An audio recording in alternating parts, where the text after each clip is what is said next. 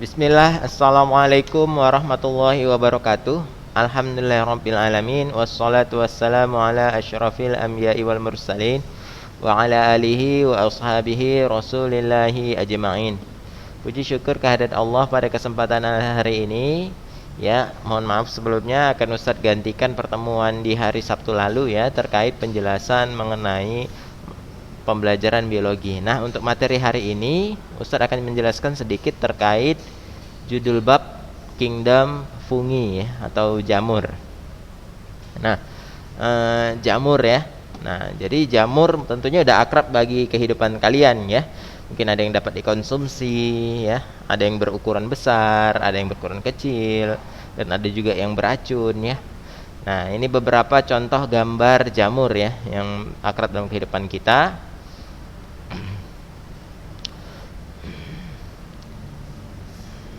Nah, jadi tujuan pembelajaran hari ini masih bagian dari pengelompokan makhluk hidup. Jadi harapannya antum semua dapat mendeskripsikan ciri-ciri dan jenis-jenis jamur berdasarkan pengamatan, percobaan, dan kajian literatur serta peranannya bagi kehidupan. Jadi berdasarkan ini dapat kita simpulkan bahwasannya pembelajaran mengenai jamur ini yang perlu antum kuasai adalah ciri-ciri dari jamur ya. Apa-apa aja itu ciri-ciri jamur. Kemudian jenis-jenis jamur ya. Jenis-jenis jamur itu dibagi dalam beberapa kelompok, kemudian ciri-ciri masing-masingnya. Kemudian bagaimana peranannya bagi kehidupan. Nah, itu sering muncul dalam bentuk soal. Nah, untuk hari ini sama-sama kita pelajari, perhatikan penjelasan berikut. Nah, jadi indikatornya adalah ketika kalian menguasai bab ini, kalian dapat menjelaskan ciri-ciri umum dari kingdom fungi ya. Ciri-ciri umum dari jamur, kemudian menjelaskan dasar-dasar pengelompokan jamur. Ya, kemudian membedakan berbagai macam golongan jamur berdasarkan ciri-ciri morfologinya dan menggambarkan struktur tubuh jamur dari berbagai golongan. Berikutnya kita bahas mengenai ciri-ciri jamur. Nah, apa itu jamur? Jamur adalah ya kelompok makhluk hidup ya yang tidak memiliki klorofil. Nah, jadi karena dia tidak memiliki klorofil, tentunya dia tidak dapat berfotosintesis. Nah, kemudian dia bersifat heterotrof. Apa itu heterotrof? Heterotrof adalah makhluk hidup yang tidak dapat membuat makanannya sendiri. Lantas, dari mana dia memperoleh makanan? Yaitu dari pelapukan atau pembusukan sisa-sisa makhluk hidup. Oleh sebab itu, jamur dikelompokkanlah dia sebagai makhluk hidup pengurai atau dekomposer. Nah, dinding sel dari jamur terdiri atau tersusun atas zat kitin. Nah, berbeda dengan tumbuhan. Kalau tumbuhan tadi bisa berfotosintesis, kemudian memiliki dinding sel tersusun atas selulosa. Sedangkan jamur dia tidak memiliki klorofil sehingga tidak dapat berfotosintesis. Dan dinding selnya terdiri atas zat kitin. Jamur tergolong ke dalam eukariotik ya, eukariotik. Dalam arti apa? Dia memiliki inti sel. Hidupnya saprofit, parasit dan simbiotik. Dalam arti apa? Saprofit itu berarti dia pengurai. Dia mampu hidup sendiri, bertugas sebagai pengurai, atau dia hidup berdasarkan dari sisa-sisa makhluk hidup. Itu saprofit. Sedangkan parasit adalah dia hidup menumpang pada makhluk hidup lain, namun sifatnya merugikan makhluk hidup yang ditumpanginya. Itu parasit. Dan simbiotik adalah makhluk hidup, jamur yang hidup bersama dengan makhluk hidup lain, namun sifatnya dia saling menguntungkan. Ya, nanti ada. Habitat jamur itu tumbuh di tempat yang lembab. Ya. Tempat yang lembab, kemudian reproduksi dia dengan cara konjugasi dan dengan spora. Jadi secara seksual dia dapat bereproduksi dengan konjugasi ya, sedangkan aseksual yaitu dengan melalui spora. Kemudian merupakan jamur itu termasuk kelompok makhluk hidup bersel satu atau uniseluler, maupun ada juga yang bersel banyak atau multiseluler. Itu ciri-ciri dari jamur. Nah, klasifikasi jamur. Klasifikasi jamur sebenarnya berdasarkan bentuk tubuh buahnya. Bentuk tubuh buah. Nah, ini adalah pembagian dari klasifikasi jamur. Ya, jamur dikelompokkan menjadi 4 kelompok. ada zygomicota, ada ascomycota, dan basidiomycota, selebihnya deuteromycota. Nah, kalian perhatikan ciri-ciri pertama. Zygomicota, kenapa dikatakan sebagai kelompok pertama? Karena dia kelompok jamur yang tidak bersekat atau asepta. Sedangkan yang lain kelompok jamur bersekat. Kemudian zygomicota ini dia bereproduksi dengan zygospora. Makanya nama jamurnya zygomicota. Seksualnya zygospora.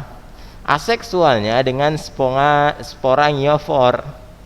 Contohnya adalah Rhizopus oryzae atau biasa dikenal kita sebagai jamur tempe. Ya, itu zygomicota. Berikutnya ada ascomycota. Nah, ascomycota dia sudah masuk ke hifa bersekat atau septa. Dia tetap juga saprofit. Kemudian dia bereproduksi seksual dengan ascospora. Jadi kelompok makhluk hidup jamur ini dikelompokkan berdasarkan jenis sporanya. Jadi kalau dia zygomicota, jenis sporanya zygospora. Ya, kalau ascomycota, jenis sporanya apa? Ascospora. Ya, secara seksualnya. Sedangkan aseksualnya berkembang biak dengan conidia. Contohnya adalah Saccharomyces. Nah, apa itu Saccharomyces? Saccharomyces adalah ragi pada tape ya. Ragi pada tape. Jadi tape itu sebenarnya hasil olahan makanan dengan bantuan jamur, khususnya jamur bersel satu. Nah, kemudian ada Basidiomycota. Kalau namanya Basidiomycota, maka spora seksualnya adalah Basidiospor. Ya. Nah, hifanya juga bersekat. Ciri utama dari Basidiomycota, dia sudah multiseluler dan berukuran besar.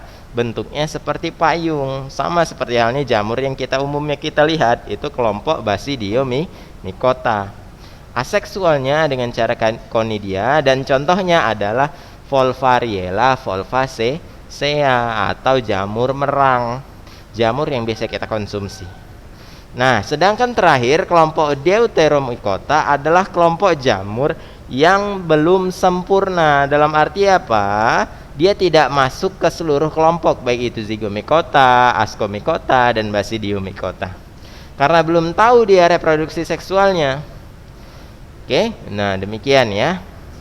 Contohnya adalah Monila cytopila. Monila cytopila itu adalah jamur pada bongkol jagung yang menyebabkan bongkol jagung nanti muncul ke warna kejinggaan ya, oranye. Nah, itu adalah contoh jamur Monilia cytopila. Nah, peranan jamur. Nah, jamur itu banyak peranannya ya, banyak sekali. Ada pembuat tempe namanya Rhizopus oryzae. Ada pembuat kecap namanya Aspergillus wenti. Ya, ini dia. Ada pembuat tauco namanya Aspergillus soya. Oke, ada bahan makanan, ada Volvaria volvacea, jamur merang, ada auricula ya. Auricula itu jamur kuping ya. Banyak jamur-jamur yang bisa dikonsumsi. Ada Pleurotus, jamur tiram. Nah, kemudian ada Trichopiton, itu adalah penyakit penyebab kaki gatal pada atlet. Nah, jamur pada kulit manusia seperti panu dan kurap itu juga bersifat parasit ya, merugikan. Oke, untuk lebih jelasnya Ustaz akan lihat ke PPT berikutnya. Nah, ini PPT berikutnya terkait penjelasan ini ya. Coba perhatikan. Nah, apa itu jamur tadi? Ayo, siapa yang bisa menjelaskan apa itu jamur? Nah, di awal sudah jelaskan ya. Jadi, kalau ditanya apa itu jamur, jadi antum semua cukup menjawab ciri-ciri umum dari jamur ya. Ini ciri-ciri umumnya. Ya. Nah, bentuk jamur ya, ada jamur merang nih jamur merang nih. Nah, ini jamur kuping. Ini jamur tempe. Nah, oke, kita penjelasan sedikit mengenai struktur tubuh jamur. Nah, struktur tubuh jamur yang seperti ini kelompok jamur Basidiomycota ya.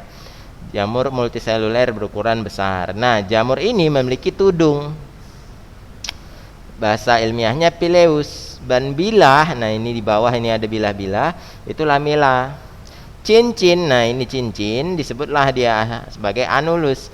cincin ini kalau dia memiliki cincin berarti jamur itu dapat dikonsumsi. Sedangkan kalau tidak, ya, maafan, kalau dia memiliki cincin itu umumnya jamur beracun ya. Kalau dia memiliki cincin jamur beracun, jadi jangan dikonsumsi kecuali jamur merang.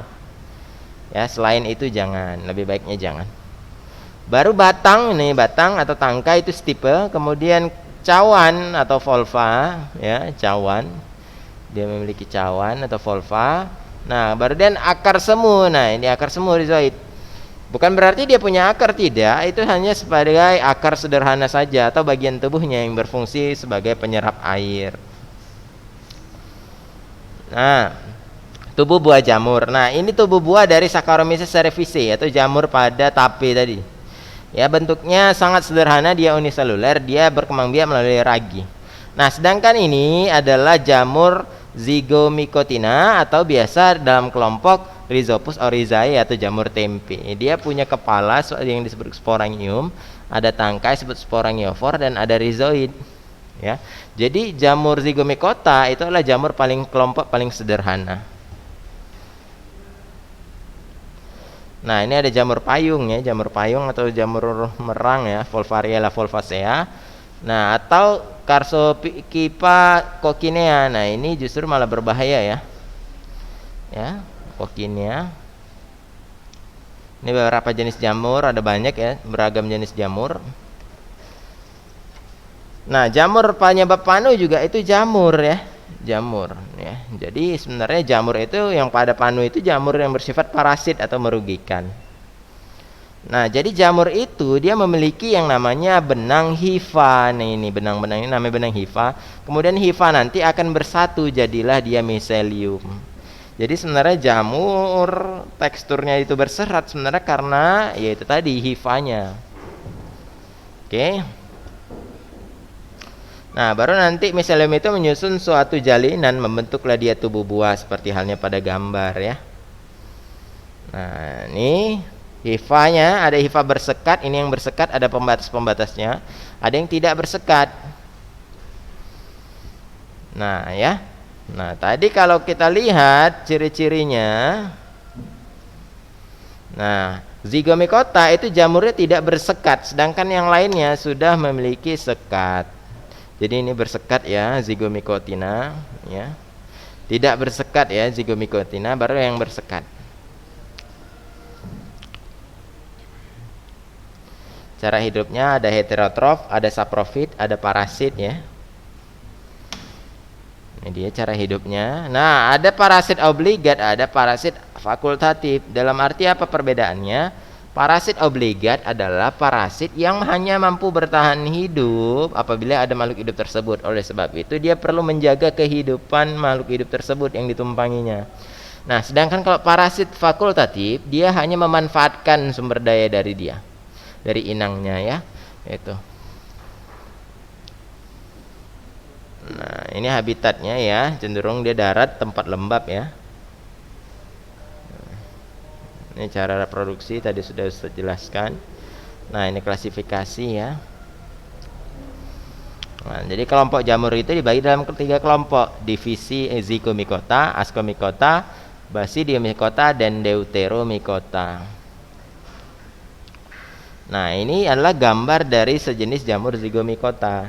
Tandanya apa? Dia punya tangkai atau stolon, punya dia kepala putik. Ya.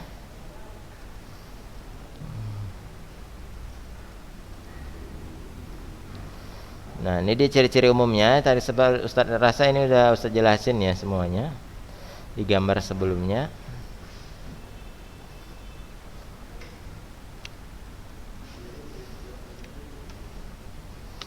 Nah, jadi jamur itu berperan banyak bagi kehidupan. Jadi perlu bagi kita untuk memahami bagaimana fungsi dari jamur itu sendiri.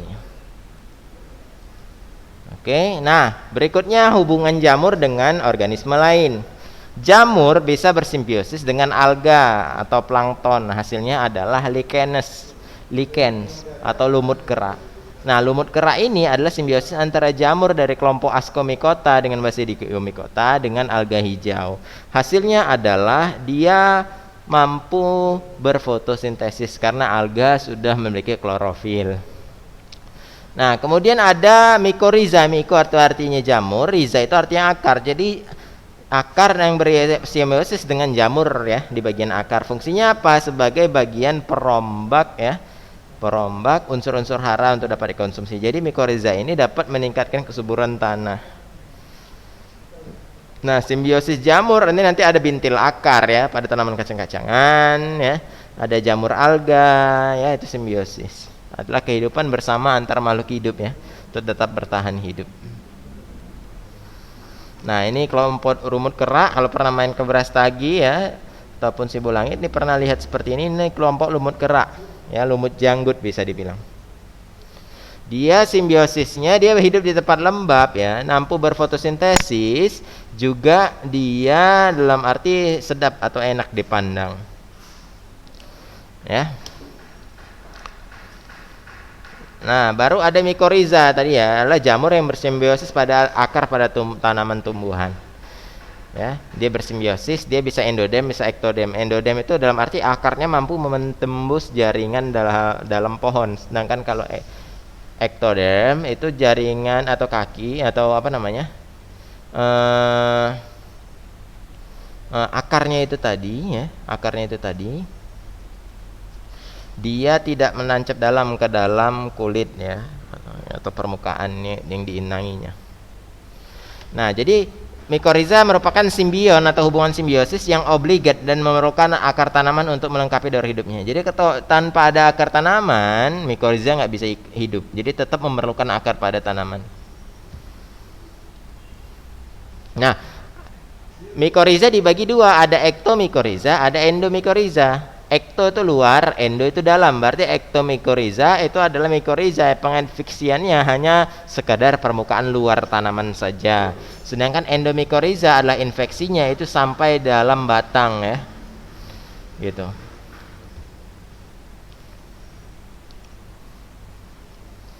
Nah, ini ada contoh soal ya, bisa sama-sama dijawab. Terkait ini ada berapa soal nih? Nah, 2 3. Nah, mungkin untuk materi hari ini itu aja ya penjelasannya terkait hal ini. Jika ada yang ingin ditambahkan atau ada yang ingin ditanyakan ya, silahkan japri pesan WA ya. Terkait mainan ini silahkan, jangan lupa siapkan catatannya terkait, ingat tadi ciri-ciri jamur, pembagian kelompok jamur, asas dasar kehidupan jamur itu seperti apa, dan peranannya. Peranan jamur itu sangat banyak, boleh search di googling karena biasa muncul dalam bentuk soal.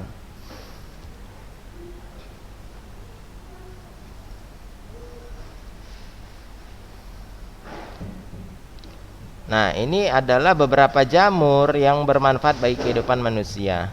Ada Neurospora cytophila, itu membuat oncom ya. Kalau pernah makan oncom itu seperti sejenis tahu ya, yang berjamur berwarna oranye. Nah, baru ada Penicillium camemberti. Sesuai namanya, penicillium dia berarti berfungsi sebagai proses pembentukan penisilin. Ya, ada Aspergillus oryzae ya untuk membuat sake ya pada tanaman kelompok masyarakat orang Jepang, kan berarti bisa kita buat tidak. Namun kita di sini hanya belajar dan menguasai bagaimana memahami kandungan kuasa Allah dan proses penciptaannya. Baru ada Aspergillus benti ya untuk membuat kecap. Aspergillus flavus itu racun aflatoksin hidup pada biji-bijian ya. Aflatoksin ini adalah penyebab kanker hati. Jadi hati-hati ya.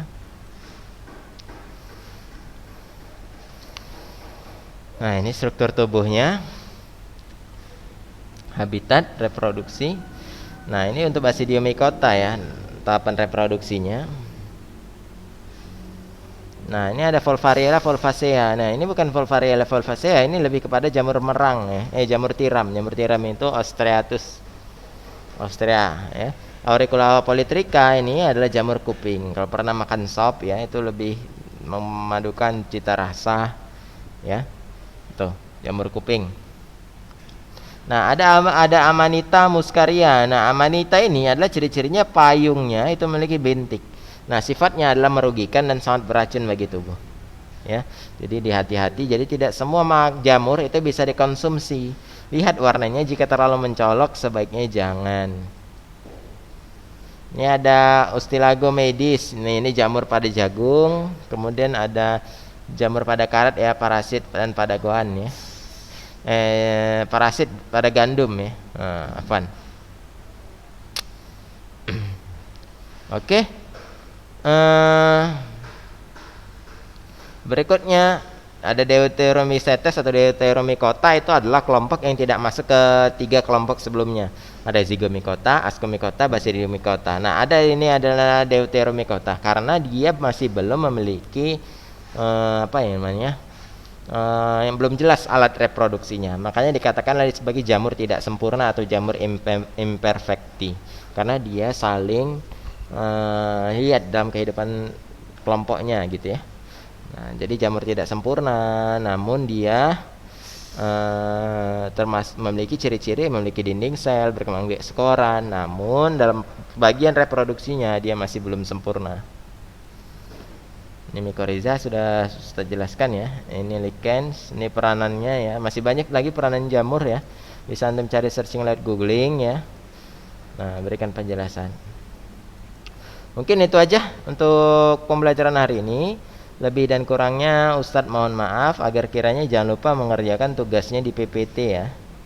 PPT ada 3 soal di situ, silahkan jawab. Semoga Allah mudahkan. Barakallahu fiik. Semoga apa-apa yang kita pelajari hari ini dapat kita mudah pahami. Demikian ya, kita tutup dengan kafaratul majelis. Subhanakallahumma wa bihamdika asyhadu an la ilaha illa anta astaghfiruka wa atubu ilaik. Assalamualaikum warahmatullahi wabarakatuh.